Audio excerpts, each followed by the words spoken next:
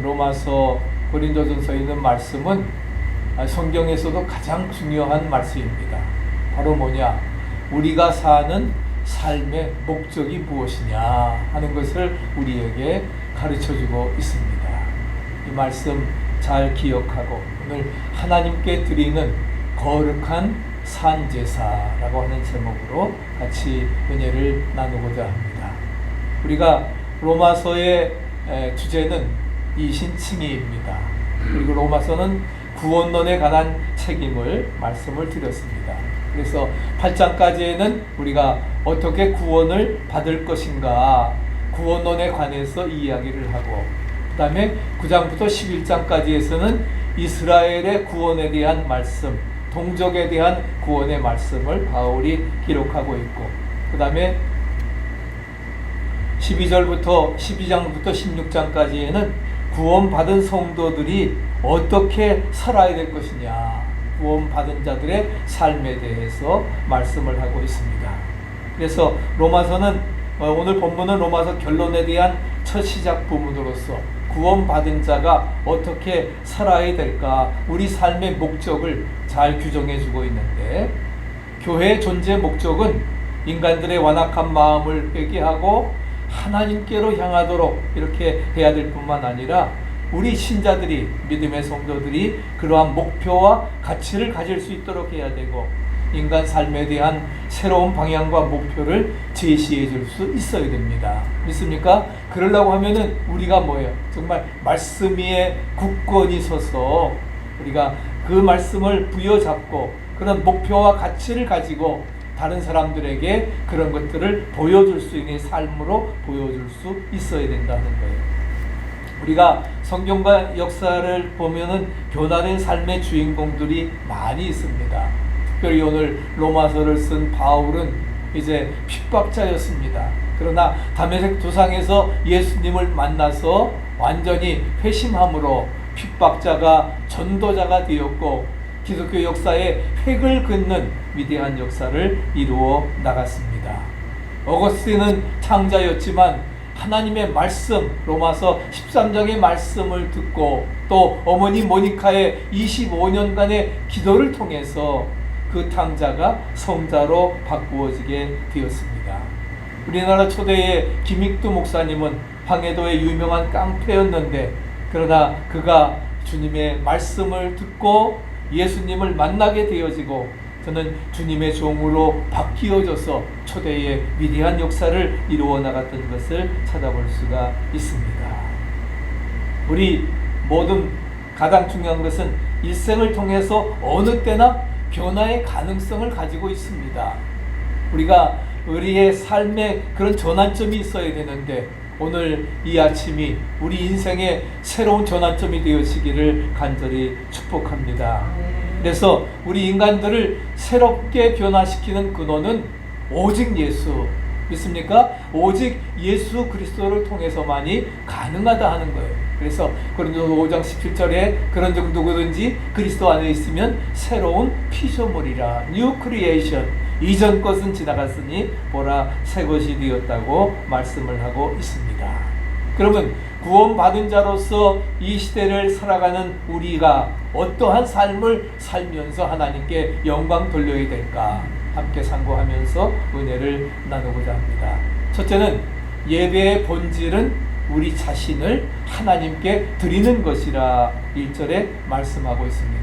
1절 한번 같이 외워보실까요? 그러므로 형제들아 내가 하나님의 모든 자비하심으로 너희를 권하노니 너희 몸을 하나님이 기뻐하시는 거룩한 산 제물로 드리라. 이는 너희가 드릴 영적 예배니라.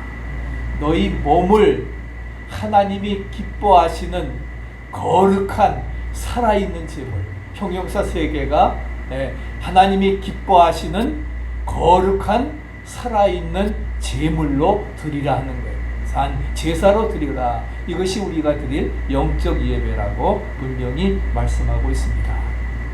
오늘 우리가 정말 오늘도 96도인데 100도 가까이 되어지면서 2주간 동안 그러면서 지난주일도 굉장히 더웠지요. 그렇지만은 우리가 오늘 이런 더운 날에도 주님 전에 나와서 예배에 모인 근본적인 목적이 무엇이냐? 모터에 못됨 사역이 우리가 나왔느냐? 우리가 예배드리는 예배의 근본 목적은 바로 뭐예요?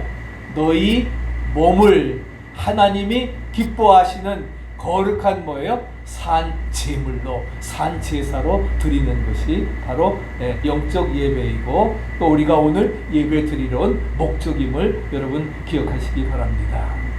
그래서 예배의 본질은 딴 거 아니에요. 하나님께 우리 자신을 드리는 것입니다. 거룩한, 기뻐하시는 살아있는 제물로서 드리는 것입니다. 그렇게 우리가 예배를 드릴 때에 그것이 바로 뭐예요? 우리를 산 제물로 하나님께 드릴 때에 이것이 영적 예배가 되어짐을 믿으시기 바랍니다. 그래서 하나님을 이 시간 나와서 우리 자신을 정말 리빙스턴처럼 헌금 바구니에 앉아서 나는 물질은 드릴 거 없고 내 몸을 바칩니다 했던 것처럼 우리 자신을 온전히 송두리째 하나님 앞에 드림으로 말미암아 하나님과 우리가 교감하는 영적 예배가 되어지리라 믿습니다. 아멘. 신령과 진정의 예배를 드리게 되는 것입니다. 그래서 우리가 영적 예배가 되기 위해서는 우리 자신을 하나님이 기뻐하시는 거룩한 산 제물로 드려야 됩니다. 우리 자신을 드린다고 하는 것은 뭐예요? 여러분의 마음, 생각, 우리의 마음을 하나님 앞에 온전히 몸과 마음을 온전히 하나님 앞에 드리는 게 그것이 바로 뭐예요? 우리 자신을 드린다고 하는 그러한 의미인 것입니다. 그렇기 때문에 하나님께서는 뭐예요? 같이 한번 읽어보시죠. 하나님은 무엇보다도 우리의 마음을 받기를 원하신다. 우리 마음 드렸는지 안 드렸는지 하는 건 아무도 모르잖아요. 그러면 난 드렸습니다. 예? 그리고 마음 드렸다. 마음 드린다 하는 것은 뭐예요? 몸과 물질, 우리의 모든 것들을 다 포함하는 것이 바로 마음입니다. 그래서 먼저 우리의 마음을 받기를 원하신다. 그런 것을 기억하고 하나님은 제사 자체에 감동하지 않으십니다. 하나님이 기뻐하시는 것은 제사가 아니라 뭐라 했어요? 순종이라고 했잖아요. 제사를 통한 우리의 마음에 감동을 받으십니다. 찬송을 통한 우리의 마음에 감동 받으십니다. 오늘 정말 우리는 예배자입니다. 믿습니까? 네, 그런 마음을 가지고 정말 우리가 그 천성을 향해서 우리의 달려갈 길을 다 맞춰 나가는. 그래서 하나님은 헌금 자체에 감동 받으시지 않습니다. 헌금을 통한 우리의 마음을 묶어서 드릴 때에 하나님께서 그 마음의 감동을 받으신다는 거예요. 그렇기 때문에 첫째로 우리가 하나님 앞에 우리의 마음을 드린다고 하는 것은 우리의 최고의 것을 드리는 게 우리의 마음을 드리는 겁니다. 두 번째 것 드리는 것이 아니에요. 최고의 것을 드리는 것이 바로 하나님 앞에 드리는 것입니다. 우리 사무엘상 7장 9절 읽어보시죠. 사무엘이 젖 먹는 어린 양 하나를 가져다가 온전한 번제를 여호와께 드리고 이스라엘을 위하여 여호와께 부르짖음에 여호와께서 응답하셨더라. 우리가 사무엘이 온전한 번제를 태워서 드렸을 때에 하나님께, 그리고 하나님 앞에 부르짖어 기도했을 때에 하나님이 응답해 주셨습니다. 두 번째로 우리의 마음을 드린다고 하는 것은 또 우리의 최고의 것이 아니라 뭐예요? 최상의 것을 하나님께 드리는 것이 바로 우리의 마음을 드리는 것이라는 거예요. 우리가 시간을 최선을 다해서 하나님께 예배 드린다고 하면은 예배 시간에 늦을 수가 없지요. 예배 시간에 안 올 수가 없는 것이요. 이게 우선이 돼야 되지 않겠어요? 오늘 저는 7시, 항상 주일날 7시에 나와서 이렇게 여러분들 그래도 더운데 얼마나 고생하실까 하고서 이렇게 아침부터 나와서 틀었는데도 밤에 아예 틀어놓고 가야 될 것 같아요. 그래야 좀 시원할 텐데. 근데다 보니까 또 뒤에 보니까 아침에 덕트가 빠져버렸더라고요. 덕트가 빠져버리니까 뜨거운 바람, 찬바람은 나오면서 뜨거운 바람이 또 계속 있으니까 이게 메스업이 돼서 우리 김 목사님하고 그냥 부지런히 또 테이프 고쳐서 고쳤습니다. 하여간 이런 미리 모든 것에 준비가 있어야 된다는 거예요. 여러분도 그런 마음을 가지고, 사모하는 마음을 가지고 주 앞에 나올 때 우리 목사와 교역자와 온 성도들이 한 마음 한 뜻이 되어서 신령과 진정의 예배를 드리기 위해, 하나님께 영광 돌리는 예배를 드리기 위해 최선을 다해서 준비하고 또 우리가 드릴 때에 주님이 뭐예요? 응답하시고 또한 우리의 기도를 들으실 줄로 믿습니다. 아멘. 그런 믿음을 가지고 바로 이러한 예배를 하나님께서는 기뻐하신다는 거예요. 이런 예배를 통해서 하나님이 이제 기뻐하시고 영광을 받으십니다. 두 번째는 온전하신 하나님의 뜻을 분별하면서 살아야 된다 하는 것입니다. 우리 2절 또 같이 한번 외워보실까요? 너희는 이 세대를 본받지 말고 오직 마음을 새롭게 함으로 변화를 받아 하나님의 선하시고 기뻐하시고 온전하신 뜻이 무엇인지 분별하도록 하라. 하나님의 선하시고 기뻐하시고 온전하신 뜻이 무엇인지 분별하라 말씀합니다. 우리 앞에서도 세 가지 형용사를 1절에 말씀했지요. 하나님이 기뻐하시는 거룩한 살아있는 제물. 여기도 뭐예요? 하나님의 뜻을 뭐예요? 예? 뭐라고 했어요? 하나님의 선하시고 기뻐하시고 온전하신 세 가지 형용사가 그 뜻을 분별하라고 우리에게 말씀을 하고 있습니다. 예수님은 언제나 하나님의 뜻을 이루는 삶을 위해서 사셨습니다. 내가 그래서 뭐예요? 이 일을 위해서 왔다 말씀하시고 열심히 전도하셨던 것을 찾아볼 수가 있습니다. 그래서 우리 요한복음 6장 38절 읽어보시죠. 내가 하늘에서 내려온 것은 내 뜻을 행하려 함이 아니요 나를 보내신 이의 뜻을 행하려 합니다. 하나님의 뜻이 뭐예요? 하나님의 선하시고 기뻐하시고 온전하신 뜻을 행하기 위해서 하늘 보좌를 보내시고 인카네이션 성육신 하셔서 이 땅에 오시고 십자가에 죽기까지 복종하심으로 우리를 구원하시고 하나님의 구속의 역사를 완성시켜 나갔던 것을 찾아볼 수가 있습니다. 그래서 예수님께서는 식사할 겨를도 없이 열심히 전도하시죠. 누구입니까? 요한복음 4장에 나오는 사마리아 수가성에 바로 여인에게 전도를 하십니다. 네 남편을 불러와라. 남편이 없습니다. 남편이 5인데 지금 있는 남편도 내 남편이 아니다. 당신은 메시아로서이다. 내가 주는 물을 먹는 자마다 영원히 목마르지 아니하리라. 눈이 귀가 확 띄었어요. 그 물을 주옵소서. 그러면서 정말 예수님을 만나 메시아를 만났던 것을 동네 사람들에게 나가서 전도를 했던 것이지요. 바로 나의 양식은 나를 보내신 이의 뜻을 행하는 것이다. 저희들에게 말씀하시면서 바로 그 여인에게 새로운 가치관의 삶을 말씀을 해주셨습니다. 마지막에는 이제 십자가를 위해서 기도하시면서 겟세마네 땀방울이 핏방울이 기도하시지요. 주님의 기도의 제목이 무엇입니까?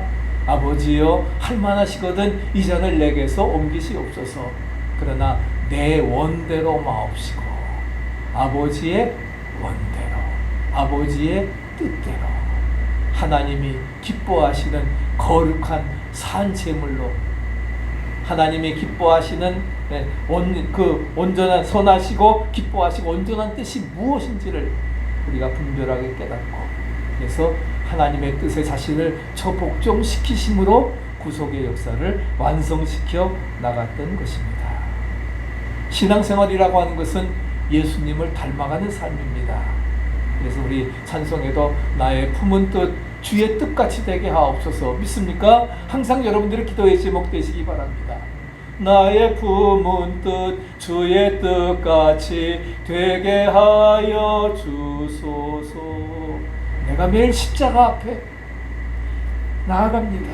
나의 품은 뜻이 주의 뜻같이 하나님의 선하시고 기뻐하시고 온전하신 뜻이 무엇인지 분별하여 깨달아 알 수 있게 하옵소서. 그러면 어떻게 살아가는 것이 하나님의 뜻대로 사는 것인가? 데살로니가서 4장 3절에 보면은 뭐예요? 하나님의 뜻은 이것이니 너희의 거룩함이라. 한번 같이 읽어보시죠. 하나님의 뜻은 이것이니 너희의 거룩함이라. 음란을 버리고 거룩함과 존귀함으로 자기 안에 취할 줄을 알고 하나님을 모르는 이방인과 같이 세욕을 쏟지 말고 이 일에 분수를 넘어서 형제를 해하지 말고 하나님의 뜻 너희의 거룩함을 이루어나 거룩하게 살아가는 것, 이것이 바로 하나님의 뜻이라 하는 거예요. 내가 거룩하니 너희도 거룩하라. 할렐루야. 분명히 말씀하셨어요. 그 말씀처럼 거룩하게 살아가는 것, 그 주님의 성품을 담는 것이 바로 하나님의 뜻이라 하는 것을 우리에게 말씀해주고 있습니다. 두 번째는 에베소서 5장 15절 말씀.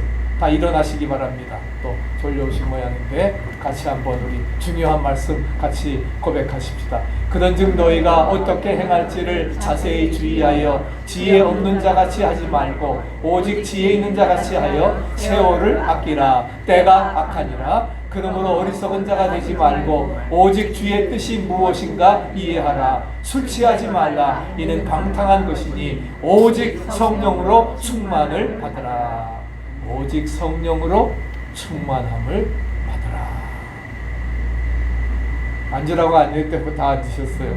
다시 한번 읽으려고 했더니 앉았어. 그게 세월을 아끼라. 지혜 있는 자같이. 그것이 바로 하나님의 뜻이라. 그래서 어디서 주의 뜻이 무엇인가 이해하고 오직 성령으로 충만을 받으라. 우리에게 말씀을 하고 있습니다. 여기 하나님의 분명한 뜻이 제시되었습니다. 제시되었는데 뭐라고 했어요? 여기서 말하는 주의 뜻은 바로 세월을 아끼라는 겁니다. 때가 악하다는, 때가 악하기 때문에 세월을 아껴서 우리가 허송세월하는 것 하나님의 뜻이 아니라는 것입니다. 1초라도 시간을 아끼고 열심히 성경 읽고 기도하고 전도하고 선한 일에 의로운 일에, 이것이 바로 하나님의 뜻이라고 하는 사실을 분명히 믿으시기를 바랍니다. 우리 권사님 특별히 선교사님을 위해서 기도하셨는데 제가 미국의 최초 선교사, 미국의 최초의 선교사인 아도니람 저드슨에 대해서 말씀을 드리려고 합니다. 1788년에 회중교회 목사의 아들로 태어났습니다. 그래서 결국은 나중에 이제 신학교를 가게, 엔도버 신학교를 가게 되어지고, 그리고서는 1812년에 24살의 그 나이에 이제 그 회중교회의 선교사로 이제 인도 선교사로 임명을 받고 떠나게 됩니다. 근데 캘커타에 가서 동인도 회사와의 갈등으로 선교 활동을 중단을 하고 윌리엄 캐리의 영향을 받아서 침례교로 이제 회중교회에서 침례교로 교파를 옮기게 되고, 그 다음에 1813년에 당시 선교사가 없던 지역인 미얀마 지역에 양곤에 입국해서 카렌족을 대상으로 전도를 하게 됩니다. 그리고 라틴어와 그리스어로 마태복음서를 이제 그 미얀마 언어로 번역을 하고 또 18년부터 전폭적으로 전도를 시작을 하면서 거의 40년 동안 미얀마 사역을 하면서 미국의 최초의 해외 파송 선교사로서 그가 생을 마치고, 그래서 마지막 1850년에 질병 치료를 위해서 미국에 돌아오다가 벵골만에서 그 배 위에서 죽게 되어 시신이 수장되었습니다. 이렇게 미국의 최초의 선교사로서, 해외 선교사로서 아도니람 저드슨은 정말 생애를 바쳐서 이제 아내와 함께 또 사별을 해가지고서 재혼을 해서 또 그 아내와 함께 거의 40년 가까운 세월을 미얀마에서 헌신하면서 충성했던 것을 찾아볼 수가 있습니다. 정말 나의 품은 또 주의 뜻같이 되게 하옵소서. 하나님 나라를 위해서 하나님의 선하시고 기뻐하시고 온전하신 뜻을 이루어 나가기 위해서 자신을 태웠던 미국의 최초의 해외 선교사 아도니람 저드슨을 우리가 함께 기억하게 됩니다.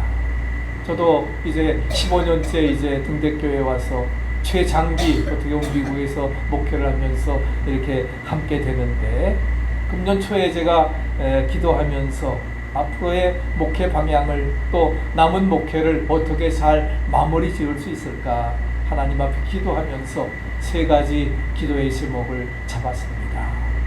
주님의 마음과 같은 그러한 마음을 품고 끝까지 사명 감당하는 종이 되게 해 주옵소서. 나의 품은 뜻 주의 뜻까지 주님의 마음을 품고, 주님의 마음 바로 뭐예요? 겸비하신 그 마음, 그 하늘 보좌를 버리고 이 땅에 오신, 그 다음에 주님의 뜻을 따르며 주님과만 동행할 수 있게 하옵소서. 주님과만 동행하게 해 주시옵소서. 저는 오늘까지 하나님의 일을 하고 정말 40여 년간 복음을 전하였지만 내 노력은 분산되었습니다. 자꾸만 모든 것이 떨어졌는데 이제부터는 정말 남은 목회 100% 하나님만 위해서 충성하게 하시고 하나님께만 영광 돌리게 해 주옵소서. 아멘. 저의 기도 제목이 여러분들의 기도 제목이 되어질 수 있기를 축복합니다.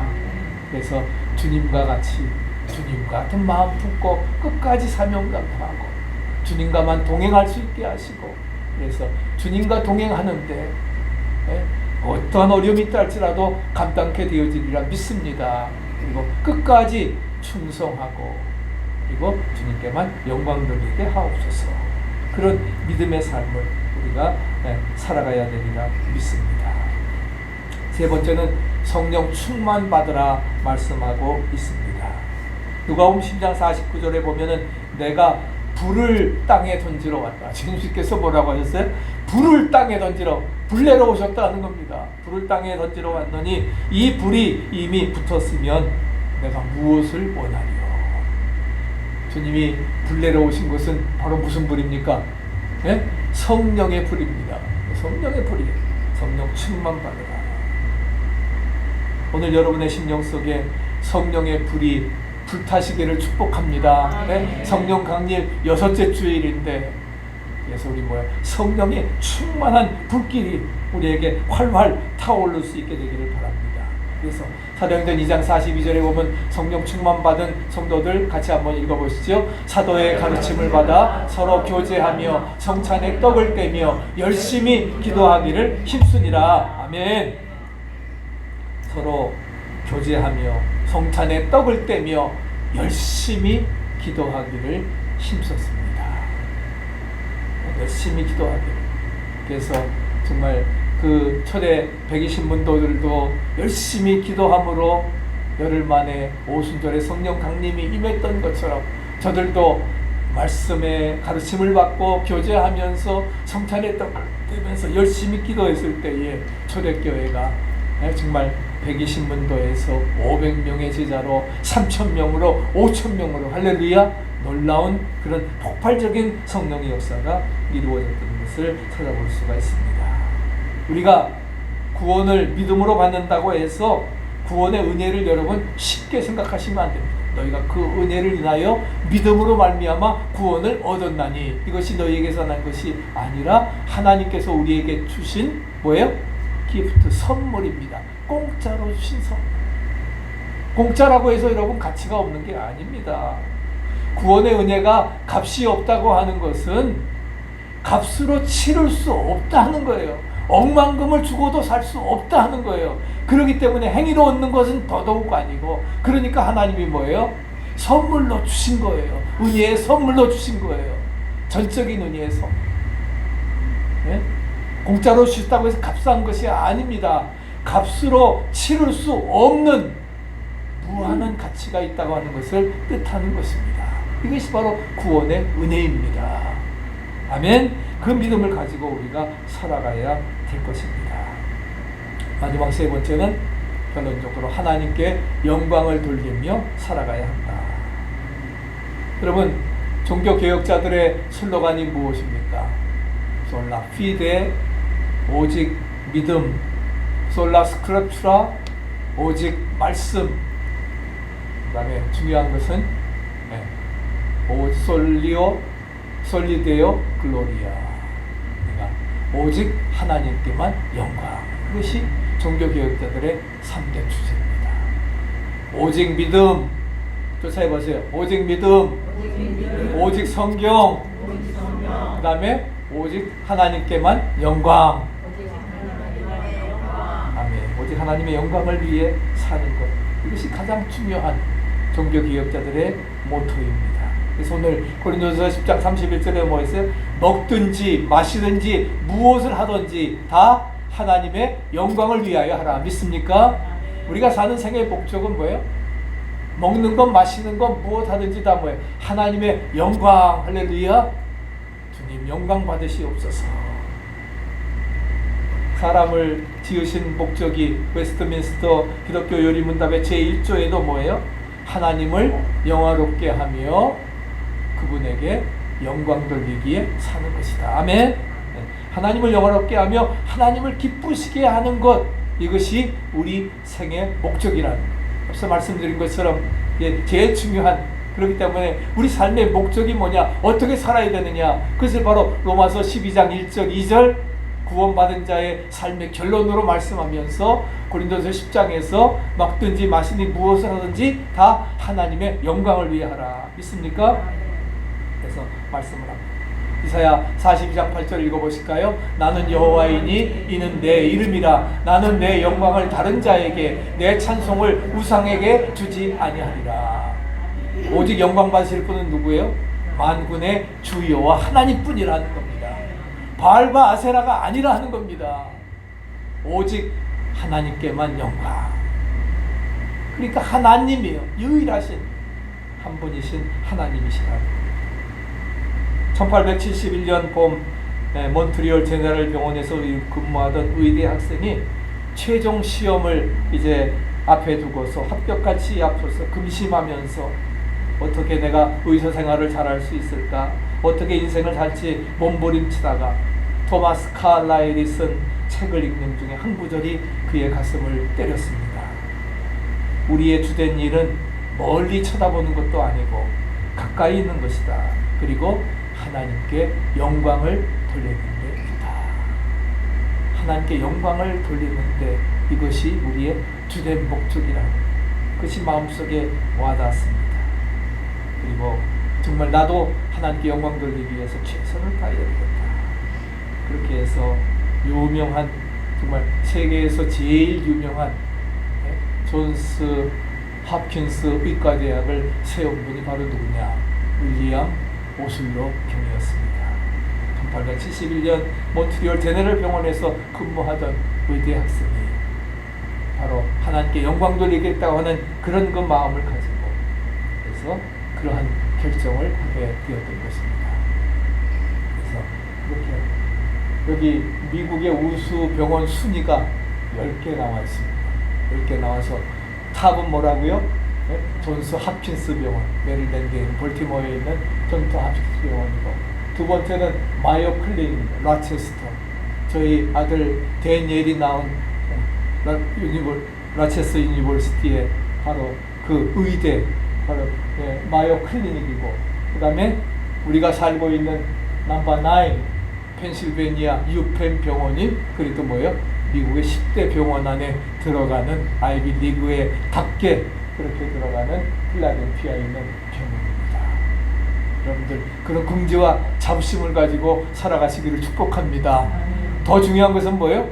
뭘 위해서? 하나님의 영광을 위해서. 할렐루야. 우리가 그렇게 살아갈 수 있기를 축복합니다. 그래서 결론적으로 우리는 하나님의 구원받은 백성으로서 어떠한 삶을 살아야 될 것인가, 같이 결론적으로 읽으시기 바랍니다.